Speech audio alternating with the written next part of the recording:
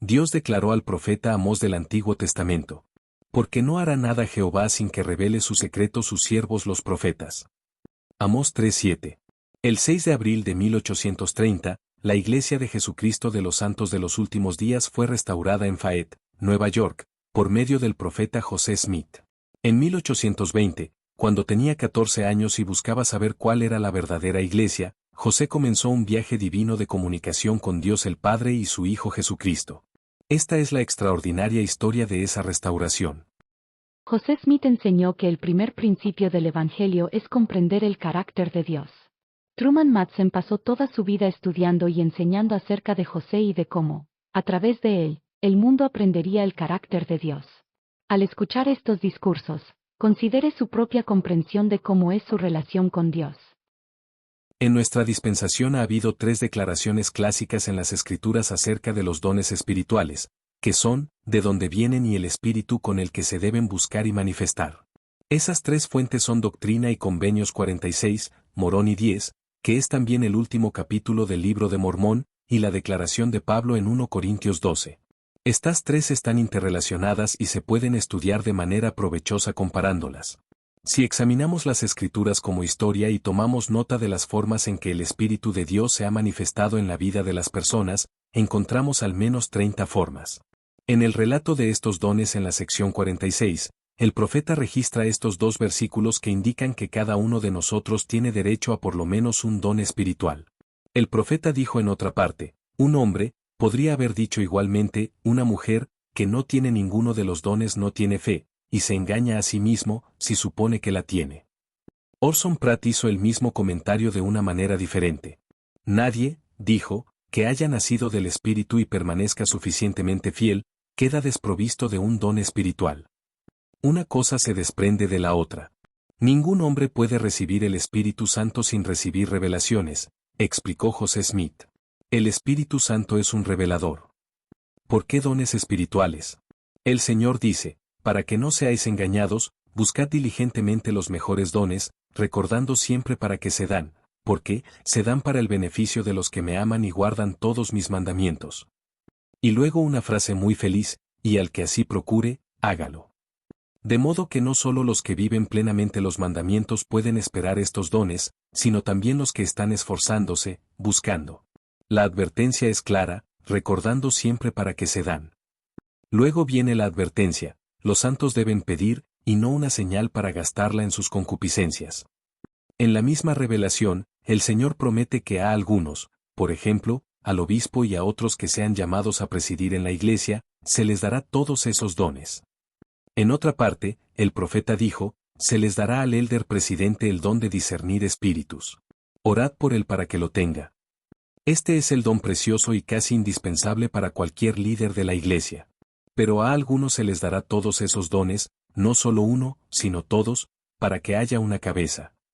Con esa premisa, he repasado la vida de José Smith y he señalado algunos ejemplos de esa vida en los que se manifestaron esos dones. No es de sorprender que, de hecho, experimentó todos los dones espirituales. Consideremos en forma secuencial las experiencias más destacadas, aunque en algunos casos menos conocidas, del profeta, todo en un esfuerzo por aumentar nuestra conciencia de las posibilidades espirituales y por aumentar nuestro reconocimiento de que el profeta fue, en verdad, un profeta del Señor Jesucristo. Uno de los primeros dones que menciona Moroni es el de una fe sumamente grande. Como dice la sección 46, a algunos les es dado por el Espíritu Santo saber que Jesucristo es el Hijo de Dios, y que fue crucificado por los pecados del mundo. El profeta José Smith ciertamente tenía una fe sumamente grande. Tenemos la demostración una y otra vez de cómo afrontó pruebas que pusieron a prueba duramente su resistencia, su perseverancia. También tenemos, al comienzo de su ministerio, su testimonio del efecto que tuvo en el versículo de Santiago 1:5. Uno se pregunta si Santiago, cuando escribió el versículo allá por el primer siglo, podría haber tenido alguna idea del impacto que tendría. Los 2 versículos siguientes son igualmente poderosos, pero pida con fe, no dudando nada, porque el que duda es semejante a una ola del mar, impulsada por el viento y echada de una parte a otra. No piense, pues, ese hombre que recibirá cosa alguna del Señor. A menudo estamos dispuestos a decir lo que nos gustaría recibir del Señor, incluso lo que haríamos por ello, pero no estamos tan ansiosos de decir lo que haremos con ello una vez que se nos conceda. El profeta demostró estar dispuesto en ambos aspectos. En relación con ese don se dice, a otros se les da creer en sus palabras, sus se refiere a los que tienen gran fe, para que también ellos tengan vida eterna si continúan fieles. Algunas personas tienen el don de saber, y otras tienen el don de creer en lo que esas personas saben. O, para decirlo de otra manera, algunas personas tienen testimonios de segunda mano. Mi propia convicción es que este es un don preparatorio. No es suficiente por sí mismo. No se puede vivir, soportar y vencer simplemente sobre la base de creer en la palabra de otro. Tarde o temprano, y preferiblemente temprano, usted también llegará a tener conocimiento directo y de primera mano por sí mismo. El profeta creyó en la palabra de otras almas dignas de confianza. Fue patrocinado, nutrido y fortalecido por ellas. Estudió minuciosamente los registros del pasado hasta que se convirtieron en parte de su naturaleza. Un estudio de sus sermones, por ejemplo, sobre la cuestión de con qué frecuencia se deslizaba casi inadvertidamente hacia el lenguaje del Nuevo Testamento, muestra que gran parte de su pensamiento y sentimiento estaban condicionados por las frases de Pablo y también por los escritos de Juan y otros libros del Nuevo Testamento. Lo mismo podría decirse del Antiguo Testamento y de los libros que él mismo se convirtió en un instrumento para traducir. Él confió en la palabra revelada y en ese sentido demostró ser un creyente de segunda mano.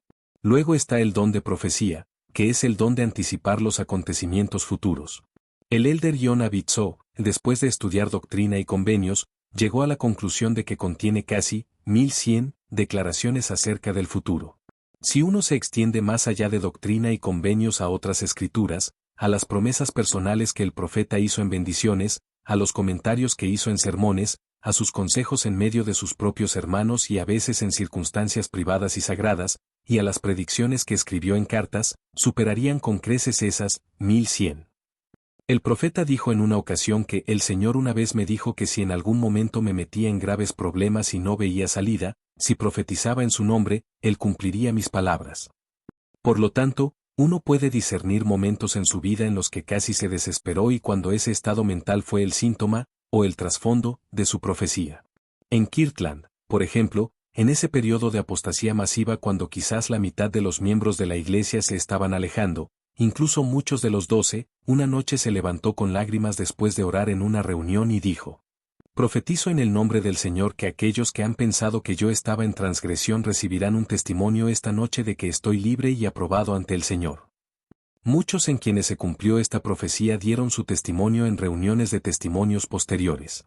La profecía puede ser una carga así como una bendición, porque cuando una persona se compromete en el espíritu a un determinado curso de acción o a un determinado consejo del Señor, por ese mismo proceso se está haciendo responsable de hacer todo lo que esté a su alcance para que se cumpla.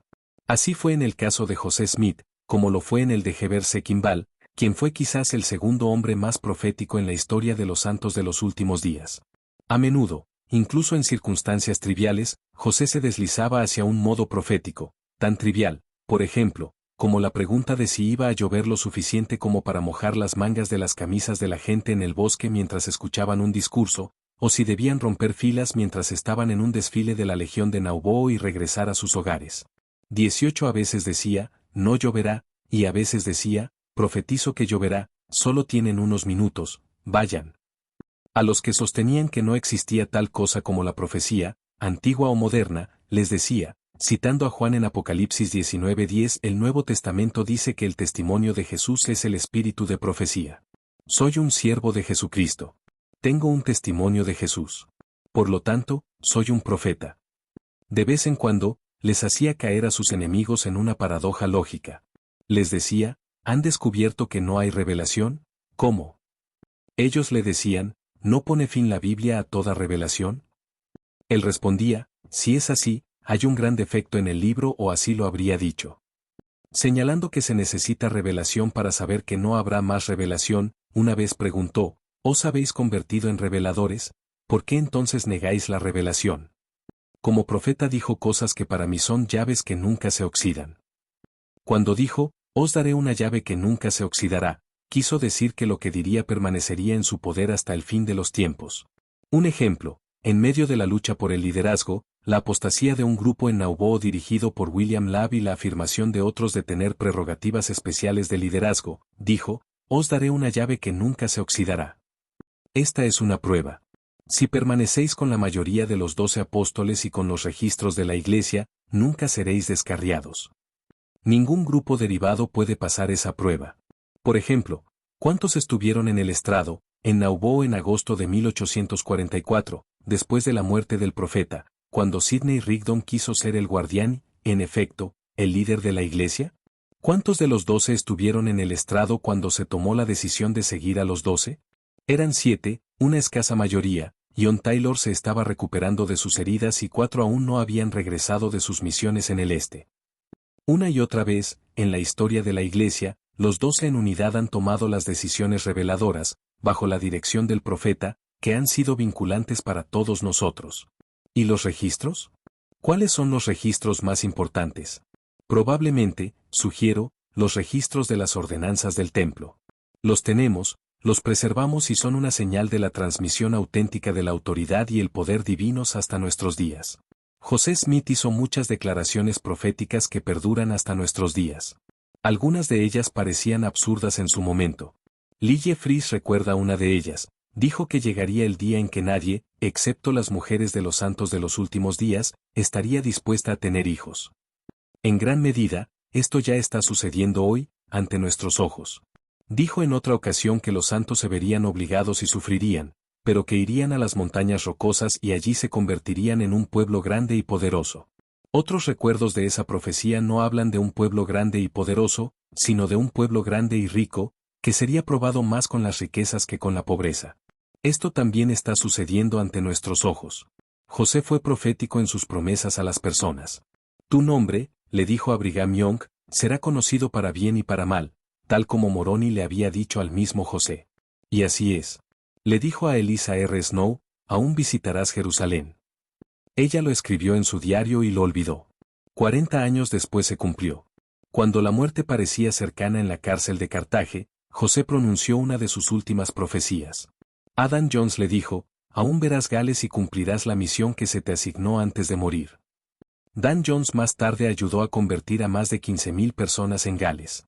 No temas, porque aún verás a Israel triunfar y en paz, le dijo José a Johnny Smith, de 15 años, cuyos pies estaban ensangrentados por los ejercicios con la Legión de Nauvoo. Y así fue. Hubo un momento hermoso en el que Dimmick Huntington trabajaba en una zapatería en las botas del profeta.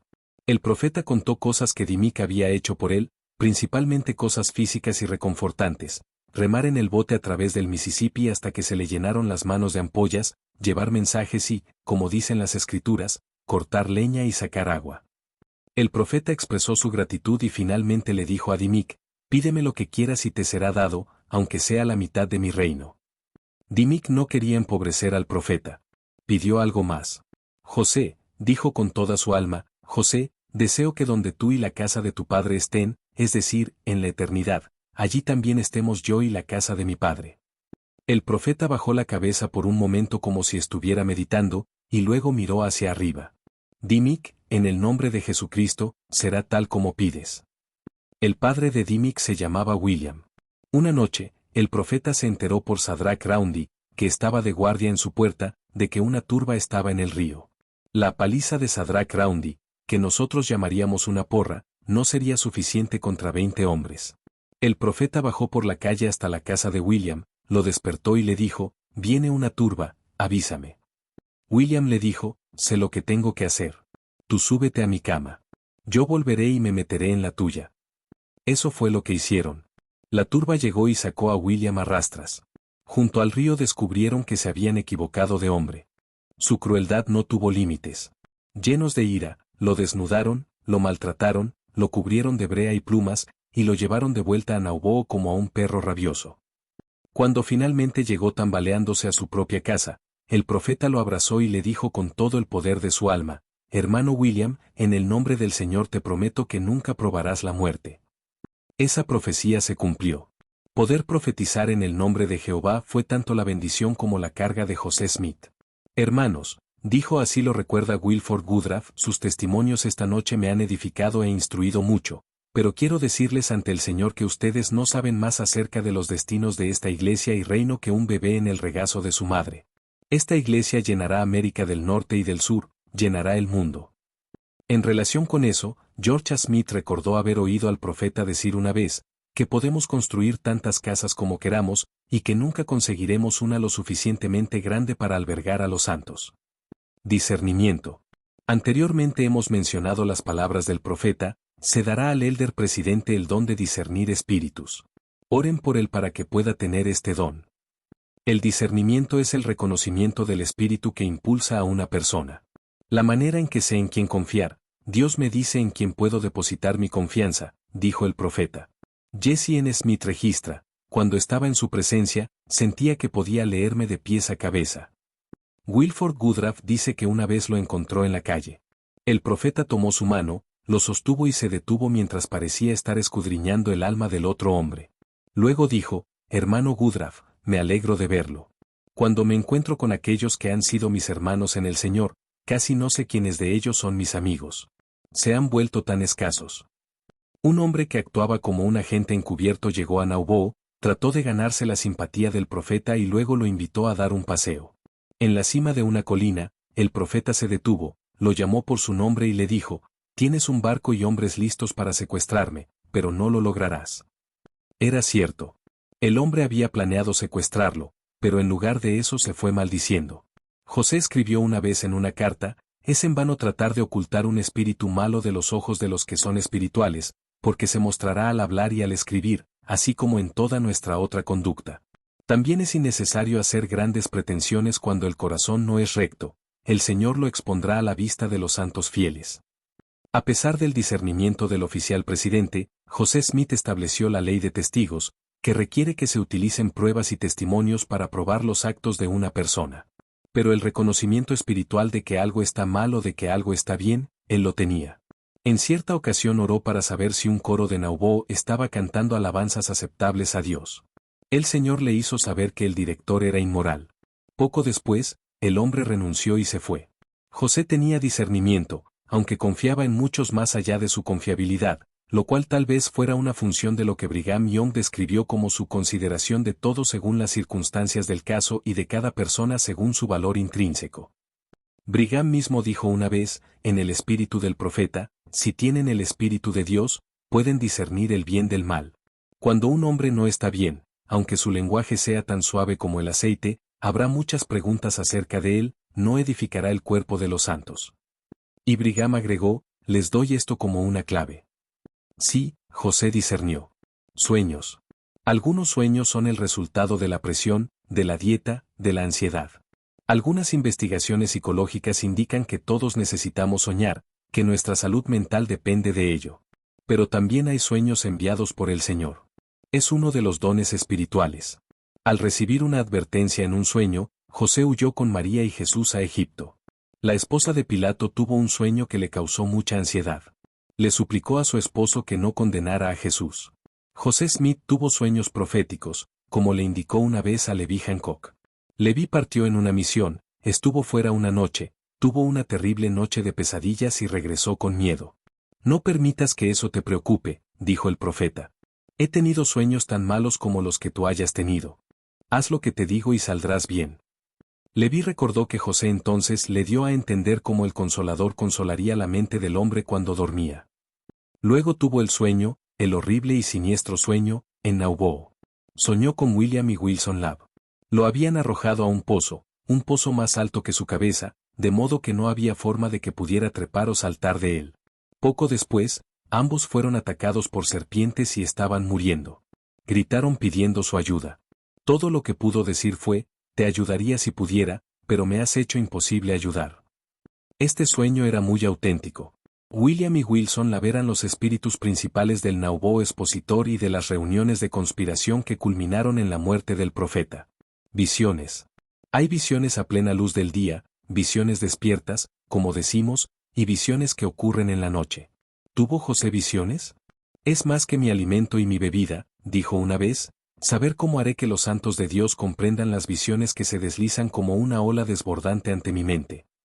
Frustrado a veces en su esfuerzo por enseñar, aunque hay abundante testimonio de su eficacia, A veces se sentía, como le dijo a John Taylor, como si estuviera encerrado en una cáscara de nuez.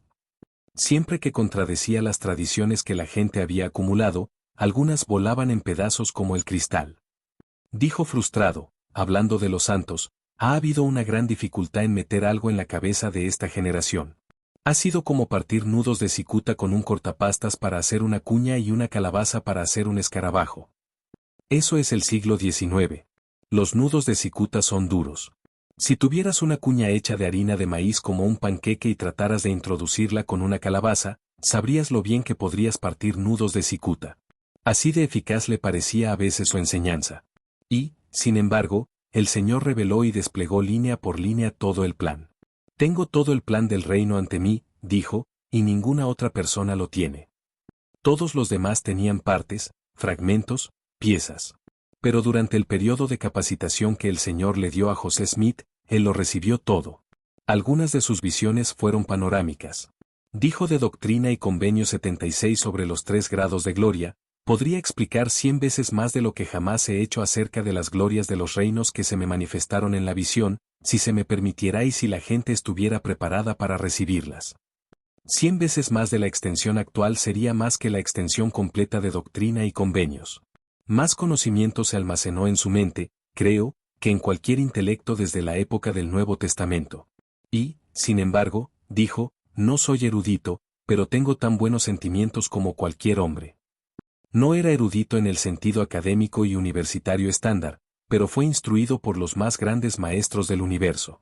No es adecuado, si se habla de él en su madurez, decir que José era un muchacho de granja ignorante.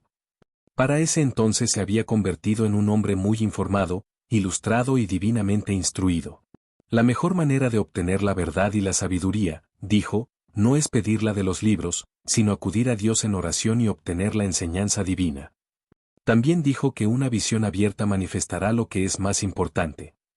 Pero en otro sentido dijo que el Señor siempre se considera responsable de dar una revelación o interpretación de su significado.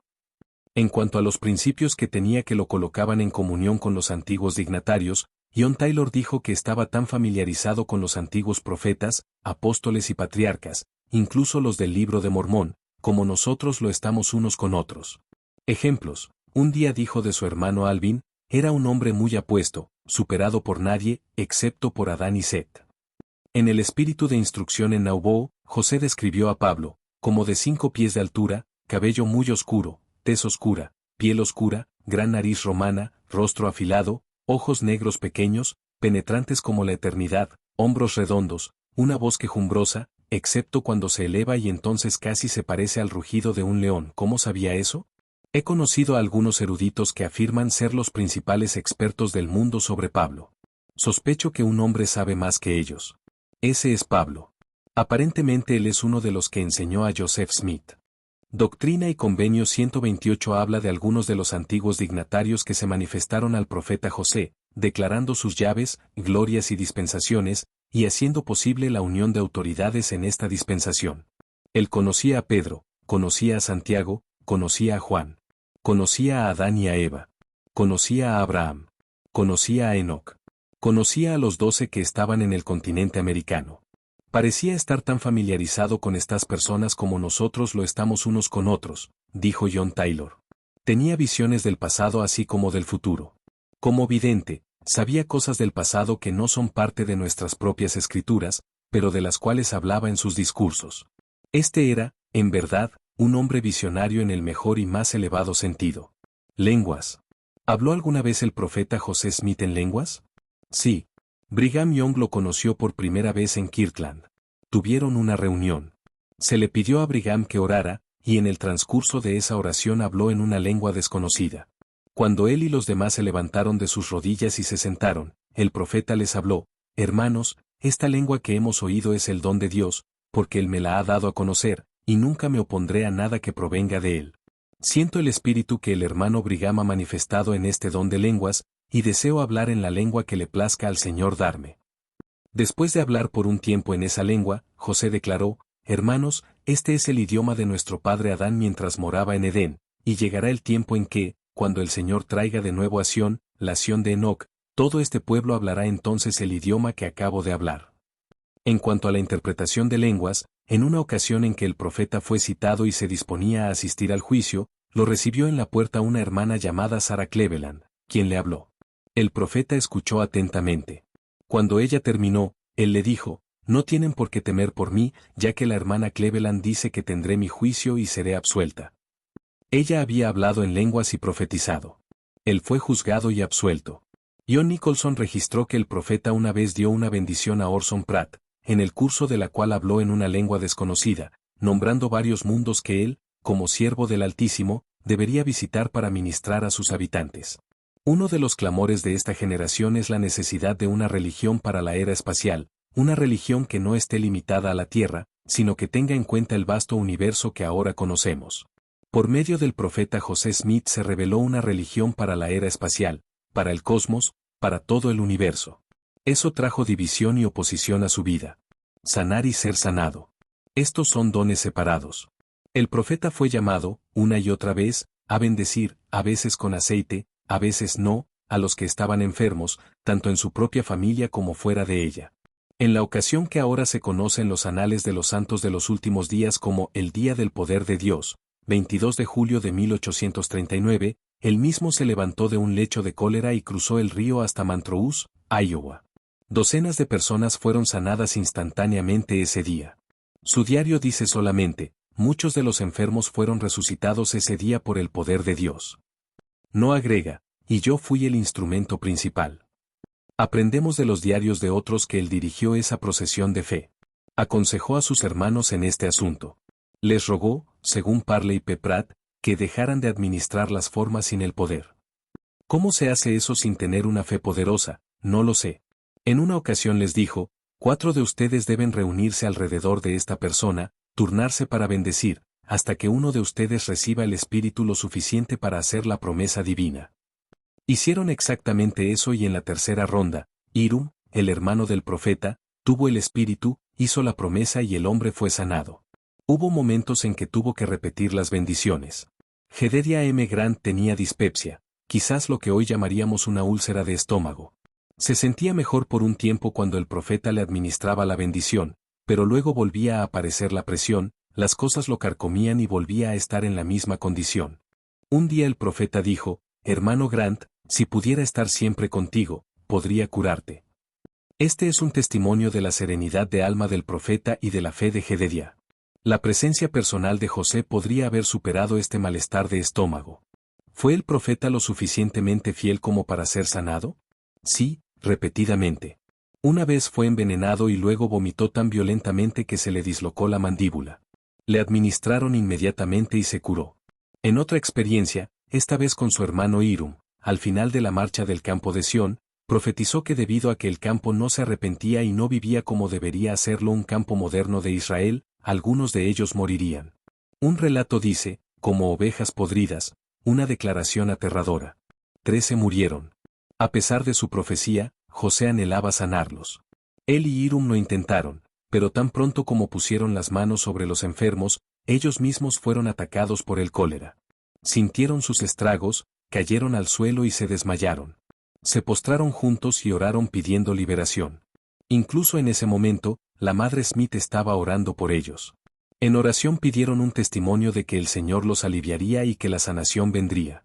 En cuestión de minutos se levantaron libres de la enfermedad que, en otros casos, era fatal. Tener conocimiento y enseñarlo, tener sabiduría y enseñarla. Creo que esto implica 4 dones espirituales. Es posible que una persona sepa mucho y, sin embargo, sea ineficaz para enseñar. ¿Cuál es la diferencia entre conocimiento y sabiduría? No conozco ninguna definición definitiva en las Escrituras. Pero, claramente, el solo hecho de tener un conocimiento extenso, como dijo una vez el profeta, estar envanecidos con conocimiento correcto, aunque inútil, no es una gran bendición. Es casi tan vano como el orgullo en otras áreas. Pero la sabiduría es algo más. La sabiduría es la percepción que surge de la experiencia genuina y de primera mano. Algunos escriben que José Smith parecía poseer, como lo expresó Edward Stevenson, una infinidad de conocimiento. Wilford Woodruff escribió que José Smith era como un lecho de oro oculto a la vista humana y que, al igual que en el caso de Enoch, solo Dios podía comprender su alma. Jedediah M. Grant dijo que José podía tomar al elder más sabio que jamás haya viajado y predicado y, por así decirlo, circunscribir sus pensamientos mismos, y otros dijeron que enseñaría y testificaría con tal poder que ningún otro hombre en el reino podría igualarlo. Todo eso nos da una indicación de su amplio conocimiento. En 1833 se le dio una promesa de que tendría poder para ser poderoso en testimonio. Esta promesa se cumplió brillantemente. Loren Farr le dijo a su nieto: «Oh, hijo mío, me entristece que nunca oirás que el Evangelio de Jesucristo se enseñe con poder». Quería decir que José Smith estaba muerto y que, aunque había gigantes en el reino, ninguno de ellos podía tener el poder del cielo como él, estando entre el cielo y la tierra en testimonio. Sí, tenía conocimiento y enseñaba. No era un orador natural. Otros de los hermanos fueron más elocuentes en el sentido florido. Sidney Rigdon ciertamente lo fue, Parley P. Pratt lo fue. Otros fueron más ordenados y sistemáticos, Orson Pratt lo fue. Otros fueron más prácticos en su consejo, Brigham Young lo fue. Pero es un testimonio de la grandeza del profeta que todos ellos, cada uno superior en una forma u otra, sin embargo lo sostuvieron como el profeta más grande de todos los tiempos, aparte de Jesucristo mismo. Una palabra final sobre su sabiduría. Establecí esta mi regla: cuando Dios lo ordene, hazlo. Eso lo llevó hasta Cartaje. El don de expresar las escrituras. La promesa llegó en Harmony cuando no tenían suficiente papel para escribir el libro, y mucho menos suficiente para comer. En Harmony, Pensilvania, a él y a Oliver les llega la revelación. Verán el manuscrito algún día, tenemos aproximadamente un tercio de él, una hoja de papel amarilla, la siguiente página blanca. Uno rayado, el otro no, uno roto en la parte superior y el otro no. Usaron papel borrador para traducir la obra maravillosa y un prodigio. Si no hubiera sido por un barril de lucio que uno de los hermanos Knight les trajo, podrían haberse muerto de hambre. En ese contexto se encuentra esta frase: esta generación recibirá mi palabra por medio de vosotros. Gloriosa y pesada. Hay una historia, no puedo encontrar la fuente, puede ser apócrifa, que dice que un día, mientras iba de camino a la imprenta con otra sección para ser mecanografiada e impresa, cayó sobre el profeta una carga que lo aplastó. ¿Qué estoy haciendo? Aquí hay un libro que tengo la intención de publicar como escritura, un libro que vaya junto con la Biblia. ¿Cómo puedo hacer esto? Y la voz del Señor vino a él diciendo: traeré evidencia. Pregúntenle alguna vez a Hugh Nibley cuánta evidencia ha surgido. Para expresar la escritura, así lo hizo. Para reconocer las diversidades de operaciones y las diferencias de administración. Es posible que el término diversidad de operaciones se refiera al reconocimiento de los movimientos, las tendencias, las actividades, los procesos en curso de la historia, reconocimiento de cuáles están centrados en la luz, en la influencia del Dios viviente, y cuáles son simplemente del hombre, y cuáles, si los hay, son de las regiones inferiores. Están surgiendo espíritus mentirosos en la tierra, dijo el profeta. Habrá grandes manifestaciones de espíritus, tanto falsos como verdaderos. El adversario siempre establece su reino en oposición al reino de Dios. La multiplicidad de religiones variadas en nuestra generación es, en verdad, una señal de los tiempos. José Smith sintió y enseñó, y es el testimonio de esta iglesia, que como santos de los últimos días debemos reconocer que el Espíritu del Señor ha obrado en todas las generaciones y en todas las culturas. Esto lo confirma la declaración de la primera presidencia del 15 de febrero de 1978, en la que se mencionan a algunos de los grandes líderes religiosos, como Mahoma y Confucio, así como a filósofos antiguos. Ellos dicen que recibieron una porción de la luz de Dios.